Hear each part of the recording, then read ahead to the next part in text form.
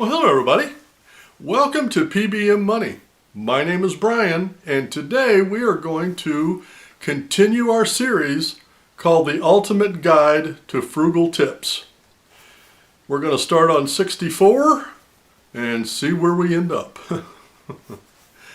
First one I want to talk about is shopping for lower rates on your insurance and on loans from banks for cars and houses, because they do vary.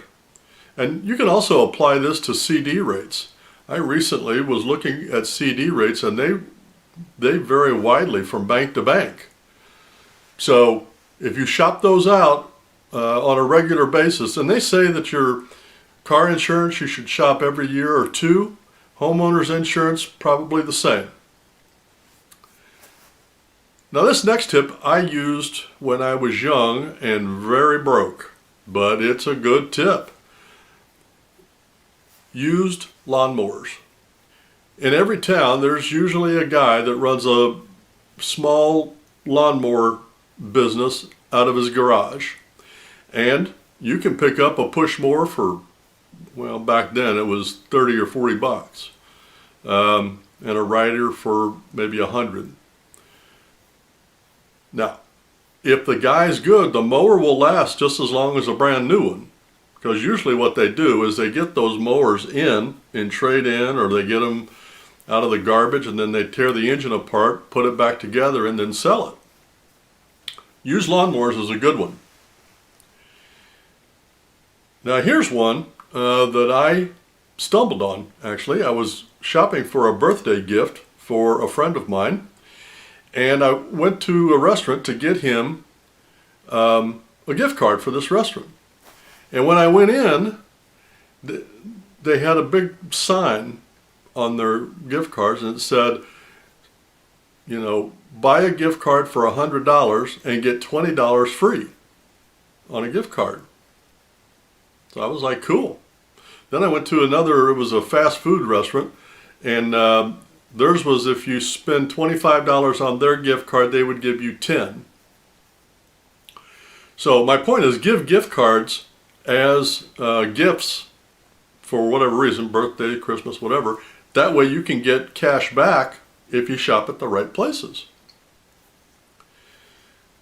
Now there is a place online, and I don't remember the name of it, but if you get tickets or gift cards that you're just never going to use, and you know you're not going to use them, put them on there to sell them. It's kind of like a consignment shop for tickets and gift cards. And when I say tickets, I'm talking specifically about sporting events and theaters. You know, something happens and you end up can't go in after you buy the ticket, put it on there for sale. This one hit me when I was in the grocery store one day. And I was trying to find bread, and I happened to notice there was hamburger buns right next to the bread. And I don't remember, but I remember thinking, wow, that's only got 8 buns in it, and it costs more than a loaf of bread. Then I remembered when I was young, when we had hot dogs or hamburgers at home, we used bread as our bun. We didn't have hamburger buns. And even to this day, I don't even like hamburger buns. I think they're too thick. Same with the hot dog buns. I don't like all that bread. Now here's one that everybody talks about when they talk about frugal tips. And that's whenever you go anywhere, take your snacks and your drinks with you. And I do this. I usually have a bottle of water with me wherever I go. And I usually am not out long enough so that I'm going to eat, or the only time that crosses my mind is when I'm coming home late from work and I think about stopping and getting fast food. I used to do that. I don't anymore because I'm in my no-buy year, which is going great, by the way. Now, for those of you that drink alcohol, there is something called simple syrup, and you use this to make drinks. And it runs around $2 or $3 for a small bottle. You can make your own. All it is sugar and water. And you can make it to the sweetness that you want. You mix it all up, I think you have to boil it. Mix it all up, pour it into a squirt bottle, and boom, you got your own simple syrup, and you saved all the money. All you've got in it is water, which is basically free, and however much sugar you put in it. So yeah, make your own simple syrup.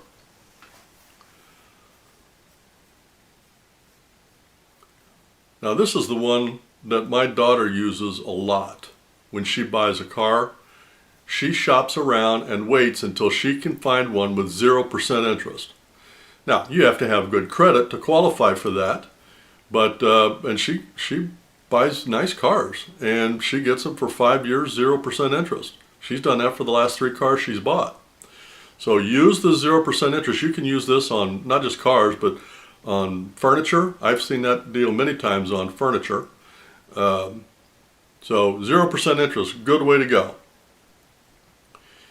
Now, here's one that'll save you a lot of money on interest on credit cards, because if you're like a lot of Americans and you carry a balance on your credit card, you're paying, now it's up over 30% on your interest on your credit cards.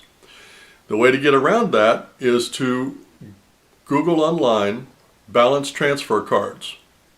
And there'll be different lengths of time. The longest one I've seen is 21 months. But you get this credit card, and they allow you to transfer the balance from another credit card onto that one. And in the case I just gave, you have 21 months to pay that thing off, and they charge you no interest. That is a great deal. That will save you a lot of money.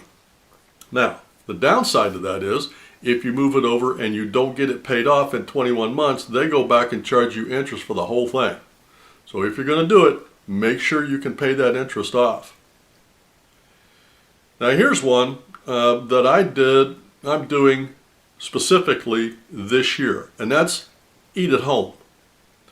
I had gotten into the habit last year because I had such a busy year that I was eating breakfast every morning from a quick food place. And it's only $5 a day, but that's $25 a week. That's $100 a month. That's $1,200 a year on breakfast. When I eat raisin cinnamon toast now, and I can buy a loaf of that that'll last me for 2 weeks for $4. So, big difference. Eat at home. Now the last one I want to touch on is one that I didn't understand this when I was young. In fact, when my wife and I had just gotten married, she went and asked her mom and dad to co-sign on a car loan, and they wouldn't do it. And I thought, wow, that was really crappy. But now that I'm older and I understand, don't ever co-sign on somebody else's note. My daughter, my youngest, just asked me to do that for a student loan. I'm not doing that. Just because you're making dumb choices does not mean I'm going to make dumb choices. And it really doesn't matter if you trust the person or not. It's not about trust. It's about putting your finances in jeopardy. What if you trust them implicitly and you sign the loan and then they die, or they get sick, or they lose their job? It's on you to make that payment. Never co-sign on somebody else's loan. That is a bad idea. Well, that's this week's installment on the ultimate guide to frugal tips. Hope you enjoyed it. If you like the content, please subscribe. We'll see you next time.